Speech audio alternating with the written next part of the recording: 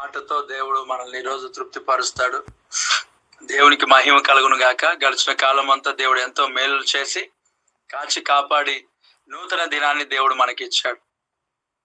దేవునికి స్తోత్రం. ఎంతో గొప్ప కార్యాలను ప్రభు మన పట్ల జరిగించి ఉన్నాడు. ఎన్నో గొప్ప ఆశీర్వాదాలను దేవుడు మనకు అనుగ్రహిస్తూ నడిపిస్తూ ఉన్నాడు. నిజంగా గొప్ప కార్యం. దేవుడు మన పట్ల ఎన్నో మేలు ప్రభు జరిగించాడు. పరిచర్య అనేది నార్మల్ విషయం ఏం కాదు. ఖచ్చితంగా అనేక రకాలుగా ఇబ్బందికరమైన పరిస్థితులు ఉంటాయి, చెలరేగుతాయి. వెలుపట లోపల అన్నిటిలో పోరాటాలు ఉంటాయి. పరిచర్య అనంటే సహకారం ఉండదు. అలాగే మన దర్శనం అర్థం కాదు ఇతరులకు. అలాగే ఆత్మలను మనం సంపాదించడానికి తల క్రిందులుగా చేయాల్సిన పరిస్థితిగా అనిపిస్తుంది. ఒక్క జనాన్ని కనడానికి ఒకనాటి ప్రసవ వేదన సరిపోతుంది అని అంటే అసలు సరిపోదు. కాబట్టి ఎంతో కష్టం. ఒక ఆత్మ రావాలంటే, ఒక ఆత్మ సంఘానికి రావాలంటే ఎంతో కష్టం. అది దైవ సేవకునికి మాత్రమే తెలుసు, కష్టపడిన వానికి మాత్రమే తెలుసు, సువార్త ప్రకటించిన వానికి తెలుసు. ఇన్ని సంవత్సరాలుగా దేవుని పని చేస్తుంటున్న నా జీవితంలో ఒక ఆత్మ రావటం అంత ఈజీ ఏం కాదు. వారి కొరకు ఎంతో ప్రయాస, ఎంతో ప్రార్థన చేయాల్సిన అవసరం ఉంటది. రావడం కష్టమే, పోగొట్టుకోవాలంటే చాలా ఈజీ. అలాంటిది మనం పరిచర్యలు ఎంతో మంది నడిపిస్తుంటుండగా, దేవుడు తీసుకొని వస్తుండగా, మనం కాపాడుతున్న మన సరౌండింగ్స్ లో ఉన్నవారు కాపాడలేకపోవటం, మన కుటుంబ సభ్యులు కూడా వాటిని యాక్సెప్ట్ అంటే కాపాడలేకపోవటం, వారు ఎంతో దూరం నుంచి ఇక్కడికి వస్తుంటుంటే మన వాళ్ళేమో వేరే అడ్రస్ చూపిస్తూ ఉంటారు వారి యొక్క వాట్సాప్ మెసేజ్ల ద్వారా. అట్లాగా చెప్పాను కదా, మన దగ్గరనే మన కుటుంబంలో 3 సంఘాలు ఉన్నాయి. కృంగుదల ఉంటది, కానీ దేవుడు ఆశీర్వాదం ఇస్తాడు, అభిషేకం ఇస్తాడు, నిలవబెడతాడు. పరిచర్య అంటే నార్మల్ విషయం ఏం కాదు. నిజంగా ఎంతో మంది అవసరతలతో వాక్యంతో ఉంటున్న ఈ టైంలో ఇదొక సమస్య. మనకు ఎండలో ఈ స్థలంలో ఆరాధించలేనిది ఒకటి, ఈ ఒక ఇంటిలో 3 సంఘాలు ఒకటి, మనకు సహకరించలేని పరిస్థితిలో వాళ్ళు ఉంటారు. ఏం చేస్తాం? దేవుడు తగిన సమయంలో ఖచ్చితంగా మనల్ని నడిపిస్తాడు. ప్రభు రాకడ కొరకై నిలబెడతాడు. అయితే ఎంతో మంది జీవితాలు దప్పిక, ఆహారం, వాక్యం కొరకై ఆశ కలిగి ఉన్నారు. కానీ వీళ్ళు ఏమంటే వాళ్ళ ఆలోచనలో వెళ్తూ ఉంటారు. దేవుని చిత్తాన్ని ఏంటి అనేది తెలుసుకోరు. వాళ్ళు దేవుని ఉద్దేశం ఏంటో తెలుసుకోరు. ఉదయం 8 గంటల కంటే 8 గంటలకు ఆరాధనకు వచ్చిన వారు ఉన్నారు. నిజంగా ఈ నెక్స్ట్ సండే నుంచి 8 o'clock సర్వీస్. ఎందుకొరకు అని అంటే 8 to 11. ఎందుకొరకు అని అంటే వేడి ఎక్కువ ఉంది.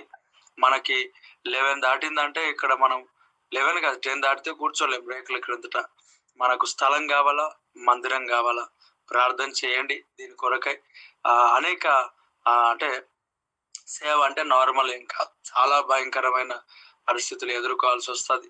వీటన్నిటిలో దేవుడు అత్యధికమైన విజయాన్ని దేవుడు ఇస్తాడు. ఒక జనాన్ని నడిపించడానికి చాలా ప్రయాసం ఉంటది, ఈజీగా ఏం రారు. వచ్చిన వాళ్ళకి సంఘ బిడ్డలు కూడా కాపాడుకోలేని స్థితిలో ఉంటారు. వచ్చిన వాళ్ళతో గొడవ పడే వాళ్ళు కొంతమంది, కాలర్లు పట్టుకునే వాళ్ళు కొంతమంది, రాళ్ళు ఎత్తేసుకునే వాళ్ళు కొంతమంది, తిట్టుకునే వాళ్ళు కొంతమంది, అసలు ప్రేమగా మాట్లాడే వాళ్ళది ఉండదు. అసలు ఈ యొక్క ఆత్మల పట్ల భారం కలిగిన వాడు ఉముస్తే తుడుచుకుంటాడు, ఉంచితే తుడుచుకోవాలా. అలాంటి యొక్క స్థితిలో మనం దేవుని పరిచర్య చేసే వారముగా మనం ఉండాలి. మూస్తే తుడుచుకోవాలి. కానీ మన దగ్గర ఎలాంటి వాళ్ళు అంటే రాయలసీమ కంటే డేంజర్ ఉన్నారు. రాయలసీమలో ఉండే వారి కంటే డేంజర్. ఈ బిఏఎం జైరవ సంఘంలో రాయలసీమకి ఏం తీసుకోలేదు అన్నట్టున్నది. సరే, ఉదయకాల సమయంలో దేవుడి వాక్యాన్ని నేను మీతో పంచుకోవాలని ఆశపడుతున్నాను. దేవుడి వాక్యాన్ని ధ్యానం చేద్దాం పిల్లలు. హగ్గాయి గ్రంథం. ఈ హగ్గాయి దేవునికి స్తోత్రం.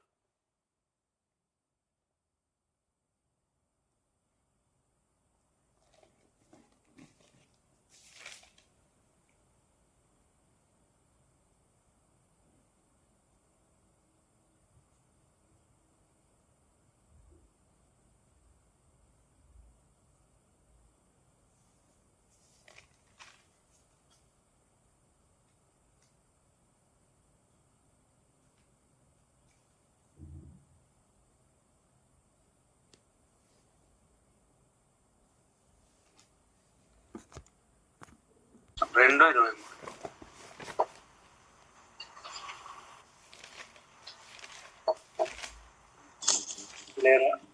నా సేవకుడును షయల్తీయేలు కుమారుడు అయిన జెరుబ్బాబెలు, నేను నిన్ను ఏర్పరచుకొని ఉన్నాను గనుక ఆ దినమున నేను నిన్ను తీసుకొని ముద్ర ఉంగరంగా చేతును. ఇదే సైన్యంలో అధిపతియగు యెహోవా వాక్కు. ఆమేన్. దేవునికి మహిమ కలుగును గాక. చూడండి, ఇక్కడ ఒక శ్రేష్టమైన మాట దేవుడు మన పట్ల అనుగ్రహిస్తా ఉన్నాడు. చూడండి, ఎంత మంచి మాటను ప్రభు మనకి ఇస్తున్నాడు అంటే, ఇక్కడ చెప్తున్న మాట, నేను నిన్ను ఏర్పరచుకొని ఉన్నాను. చూడండి, నేను నిన్ను ఏర్పరచుకొని ఉన్నాను.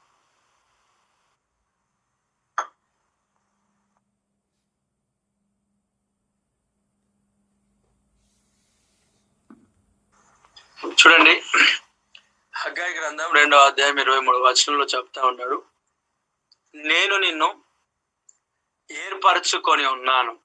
అంటే దేవుడు ఏర్పరచుకోవటం అనేది సాధారణమైన విషయం ఏం కాదు. దేవుడు ఎవరిని ఎలా ఏర్పరచుకోవడం, ఇప్పుడు మన ఒక గొప్ప గొప్ప వాళ్ళు ఉంటారు, ఎమ్మెల్యే వాళ్ళు, సీఎం, చీఫ్ మినిస్టర్స్, వీళ్ళందరూ ఉంటారు. వీళ్ళు ఏర్పరచుకుంటే ఒకవేళ ఎవరిని ఏర్పరచుకుంటారు? ఒకవేళ నిజంగా ఇంటర్వ్యూస్ ఉంటాయి, ఇంటర్వ్యూస్ లో సెలెక్ట్ చేసుకుంటారు కదా.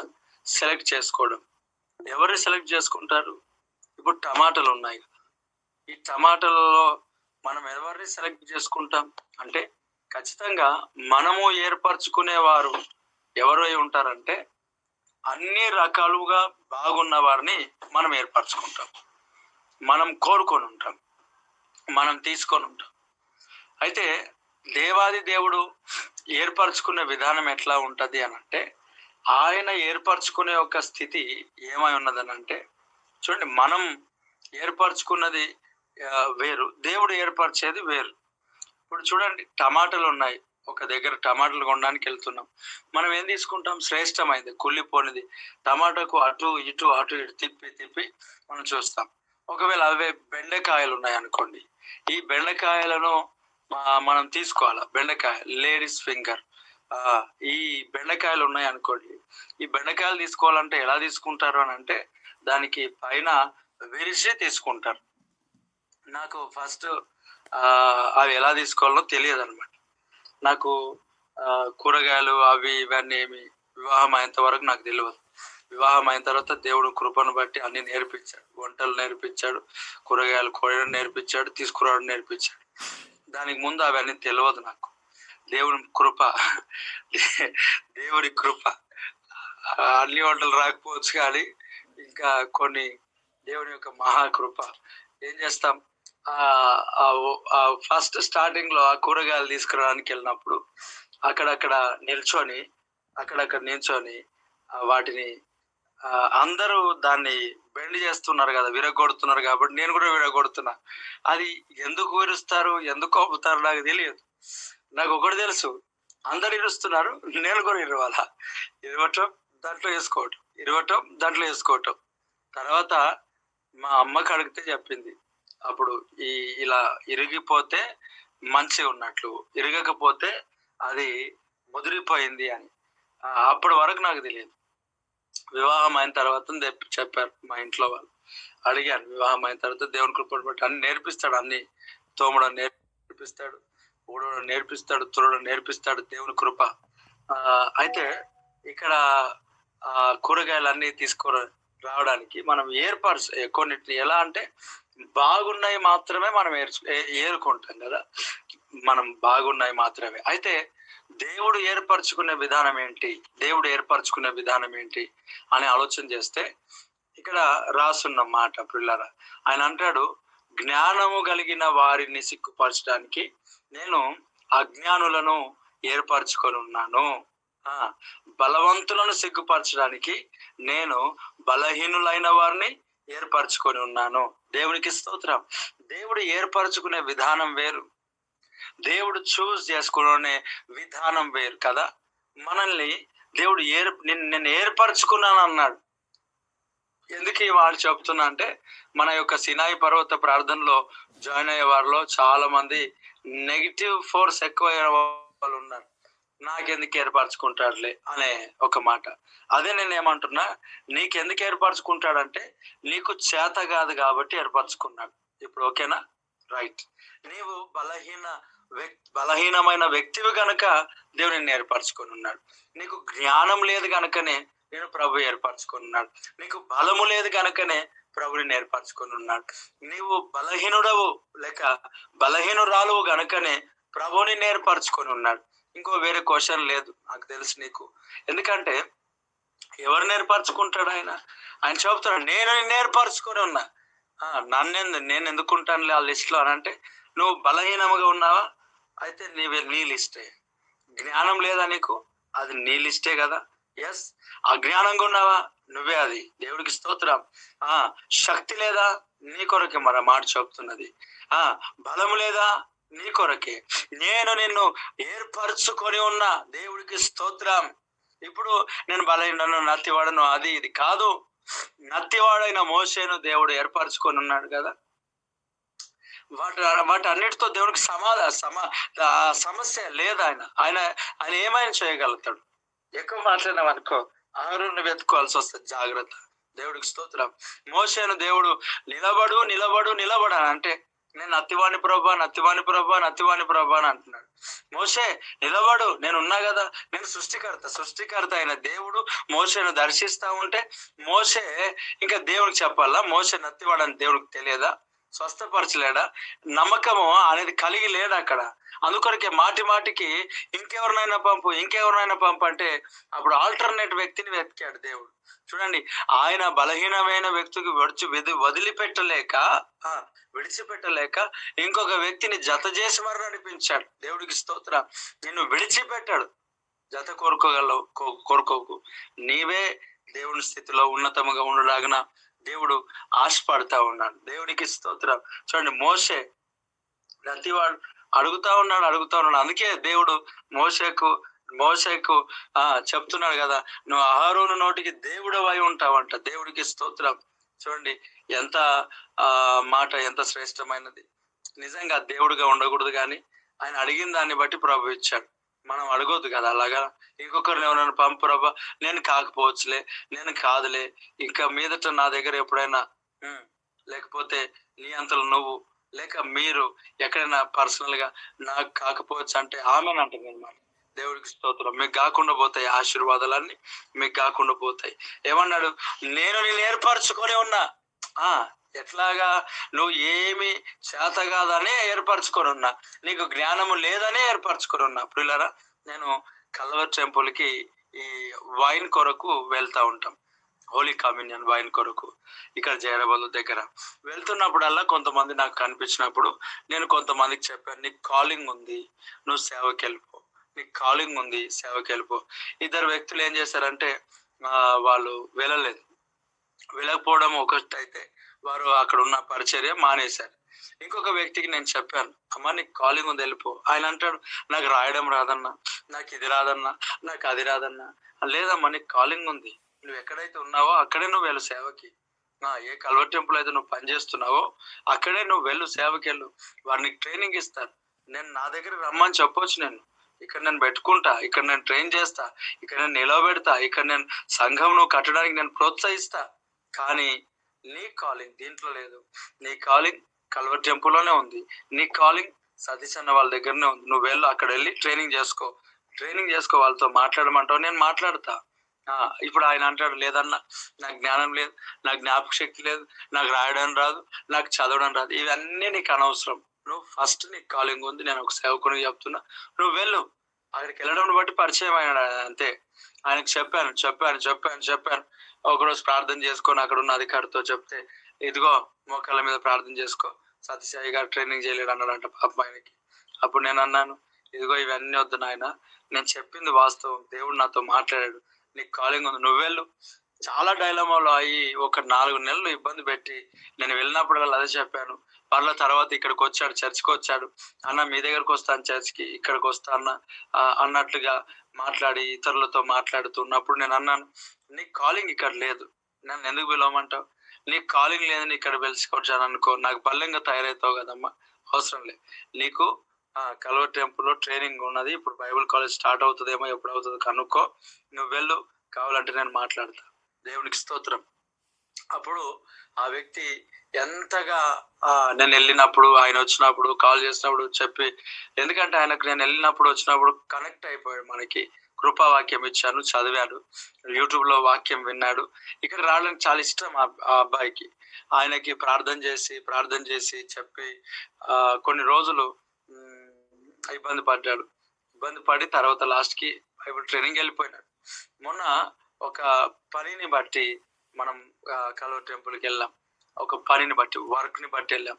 వర్క్ అంటే ఒక వివాహ సంబంధ విషయంలో వెళ్ళాల్సిన అవసరత, ఓన్లీ ప్రేయర్ చేయడానికి మాత్రమే వెళ్ళాల్సిన ఒక పని అవసరత, మన సొంత సంఘంలో సొంత బిడ్డల కొరకు వెళ్ళాల్సిన అవసరత ఏర్పడినప్పుడు అంటే ఖచ్చితంగా కొన్ని ఇక్కడ సంఘానికి వచ్చే వాళ్ళు కాదు, కానీ మన హైదరాబాద్ లోనే ఉన్నవారు కొంత అంటే ఇక్కడ ఉన్న సంబంధించిన వ్యక్తులకు పని మొత్తానికి ఒక వర్క్ అది వెళ్ళాల్సిన అవసరం వెళ్ళాల్సి వచ్చింది.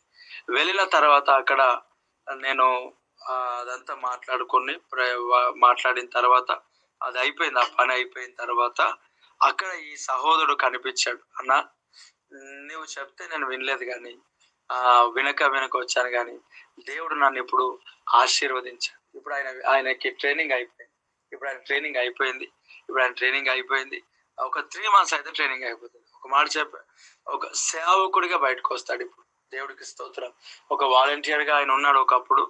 నేను అది మినిస్ట్రీనే అని అంటారు. ఇప్పుడు ఆపేస్తే ఎక్కడికి వెళ్ళినా సేవకుడిగా బయటకు వస్తాడు. నిజంగా ఆయన సాక్ష్యం చెప్పాడు, అన్న నువ్వు చెప్పకపోతే, నువ్వు పంపించకపోతే నేను ఇక్కడికి వచ్చే వ్యక్తిని కాదు. నాకు రాదనుకున్నా, చదువు రాదనుకున్నా, నేను ప్రార్థన రాదనుకున్నా, దేవుడు నా జీవితంలో గొప్ప కార్యం చేశాడు. 3 months అయితే అయిపోయింది. నేను ఈరోజు ప్రతిరోజు నీ కొరకు నేను ప్రార్థన చేస్తానా, ప్రతిరోజు నేను జ్ఞాపకం చేసుకుంటానా, ప్రతిరోజు నీ కొరకు దేవుని సన్నిధిలో అడుగుతానా అని ఆయన తెలియజేశాడు. బలహీనుడు, రాదు ఆయనకి, చదువు రాదు, రాయటం రాదు, కానీ సేవ అంటే ఫుల్ టైం మినిస్టర్లో ఇక్కడ వాలంటీర్ గా చేశాడు. ఆ సేవలో చేస్తున్న ఆ వ్యక్తి ఈ కమ్యూనియన్ కొరకు నేను వెళ్తున్నప్పుడు, ఆయన దానికి పరిచయం అయినప్పుడు, చూసినప్పుడు, కాలింగ్ అనిపించినప్పుడు చెప్పేసిన డైరెక్ట్ గా, నీకు కాలింగ్ ఉంది పరిచయంలో. ఈ రోజు ట్రైనింగ్ పూర్తి చేసుకున్నాడు. ఏమీ రాదు. ఆ ఇద్దరు ఉన్నారు, ఇంక ఇద్దరు, వారికి కూడా చెప్పిన నీకు కాలింగ్ ఉందని. వారికి ఏమో అన్ని వస్తాయి. అన్ని వచ్చిన వారేమో ఈరోజు ఏమంటారు, సేవ చేయకుండా బయటకు వెళ్ళిపోయి వేరే పనులు చేసుకున్నాడు. ఏం రాని వాడేమో పరిచర్యలో పాలు పంచుకున్నారు. ఇప్పుడు ట్రైనింగ్ అయిపోయింది. ఒక 3 months ఆయన వచ్చి చాలా ప్రార్థన చేయించుకొని, అన్న థ్యాంక్స్ అన్న, ఎలాంటి మాట్లాడుతున్నాడు అని అంటే నాకు అనిపించింది, ప్రభా నిజముగా నువ్వు నాకు ఇచ్చిన ఈ పరిచర్లో ఎంత శ్రేష్టమైన పరిచర్య దేవుడు మనకి ఇచ్చాడు. దేవుడికి స్తోత్రం. పిల్లరా, నిజంగా నేను మన దేవుడు ఇచ్చిన ఈ పరిచర్లో విశ్వాసులనగా కాదు, సేవకులుగా సిద్ధపరచడానికి దేవుడు మన కృపనిచ్చాడు. ఎంత అద్భుతమైన ఆశీర్వాదకరమైన పరిచర్య దేవుడు మనకి ఇచ్చాడు. ఆ వ్యక్తిని చెప్పినప్పుడు ఎంతమంది జీవితాలు ఈ పరిచర్య ద్వారా, ఈ వాక్యం ద్వారా, నేను చెప్పిన విషయాలను బట్టి వారు లోబడి వారు ముందుకు సాగి సంఘాలు కట్టుకున్నారు అని అంటే, నేను వారి పేర్లు చెప్పలేను, కానీ వారే ఇప్పుడు సాక్షులతో సంబంధం లేదు. దేవునికి స్తోత్రం. నేను చెప్తున్నాను, సిగరెట్లు దాగి, మద్యపానం దాగి, పాన్లు తినే సేవకులను కూడా దేవుడు మార్చాడు ఈ పరిచర్యలో. వారు చెప్పుకోరు కదా సాక్ష్యం, నేను సిగరెట్ తాగేటోని పాస్టర్ అయ్యండి, చెప్పరు కదా. ఇప్పుడు ఖచ్చితంగా చెప్పరు. ఒక మాట చెప్తారు వినండి, లోకంలో పడిపోయి, పాపంలో పడిపోయి, లోక సంబంధమైన, ఒక మాటలో చెప్పాలంటే వ్యభిచార సంబంధమైన పాపంలో పడిపోయిన వ్యక్తులు సేవ పరిచర్య చేస్తున్న వారిలో ఇదిగో ఈ పరిచర్య ద్వారా, ఈ వాక్యం ద్వారా దేవుడు మార్చాడు. వారి ఇప్పుడు నిలబడ్డాడు. వారు చెప్పుకోరు కదా నేను ఇలా పాపం చేశానని. ఇవన్నీ రావు కదా బయటికి. దేవుడికి స్తోత్రం. ఇంత శ్రేష్టమైన పరిచర్య. ఒక్కొక్కరిని అగ్నిలో నుండి తీసి దేవుడు లాగి నిలవబెడతా ఉన్నాడు, బండపై నిలబెడుతున్నాడు, స్థిరపరుస్తా ఉన్నాడు. ఇది చాపు కింద నీరులాగా దేవుడు ఇంకా అధికముగా జరిగించునుగాక. ఆమేన్. మొన్న ప్రార్థనకి ఏ పోస్టర్ ద్వారా రారని చెప్పారు, అది కూడా పోస్టర్ ద్వారా. ఎందుకంటే మనం ఎవరికి తెలియం. కానీ పొంగి పొర్లింది ఎలా ఆ హాల్ అంటారంటే, ఇదిగో ఈ సీక్రెట్ పరిచర్య ద్వారా. దేవుడికి స్తోత్రం. సోషల్ మీడియా ద్వారా కూడా అంత, ఓన్లీ వాట్సాప్ లో షేర్ చేసిన దాన్ని బట్టి, ఏది ఆ టైమింగ్స్, డేట్స్. అలాగే జైరాబాద్ లో పోస్టర్స్ వేయలేదు అసలు యాక్చువల్ గా అవసరం ఎక్కడంటే జైరాబాద్ లో పోస్టర్స్. అయినా అంతమంది ఎలాగొచ్చారు? దేవుడి పరిచర్య ద్వారా అనేక మంది జీవితాల్లో గొప్ప కార్యాలు చేశారు. నిజం ప్రియులారా, బలహీనులైన వారిని దేవుడు ఏర్పరచుకుంటాడు. ఎవరినంట? బలహీనంగా ఉన్నావా, శక్తిహీనంగా ఉన్నావా,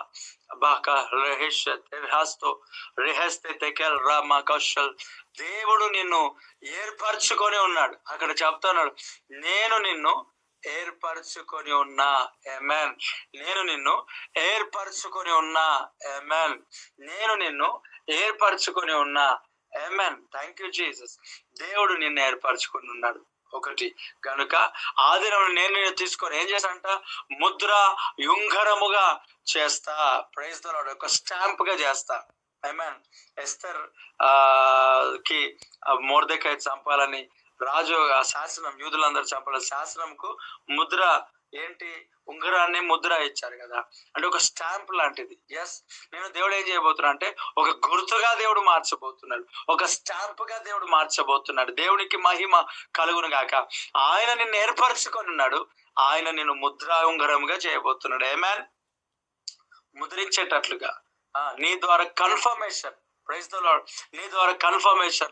ఈరోజు దేవుడు నా ద్వారా అనేక మంది జీవితాల్లో కన్ఫర్మేషన్ ఇచ్చాడు. సేవకై, వివాహముకై, పరిచర్యకై, అలాగే ఇల్లుకై, స్థలముకై, పొలముకై, ఇల్లు అమ్మడానికి, స్థలం అమ్మడానికి, కొనడానికి, అనేక విషయాలు, ఎగ్జామ్స్ రాయడానికై, అలాగే అబ్రాడ్స్ కి వెళ్ళడానికై కన్ఫర్మేషన్స్ దేవుడు నా ద్వారా ఇచ్చాడు.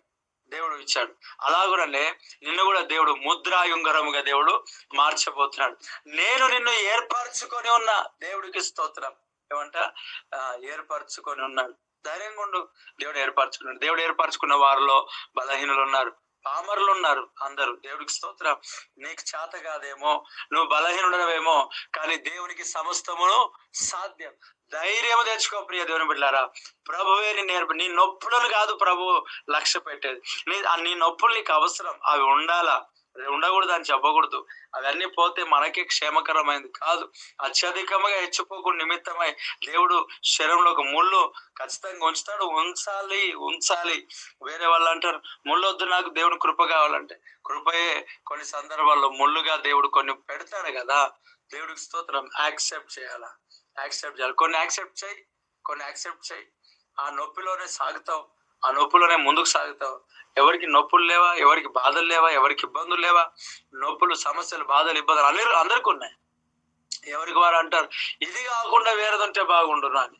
అలాగుండదు. ఎవరు దేన్ని భరించగలరో, ఎవరు దేనికైతే ఇబ్బంది పడినట్టు భరించి ముందుకు సాగుతారో అదే దేవుడు అనుమతిస్తాడు. అపవాదిగాడు శోధిస్తుండగా దేవుడు మౌనంగా ఉంటాడు. ఎందుకంటే శోధింపబడిన తర్వాత నువ్వు సువర్ణము వలె మార్చబడతావు గనుక. దేవునికి స్తోత్రం. ఆ ప్రభు నిన్ను ఏర్పరచుకొని ఉన్నాడు.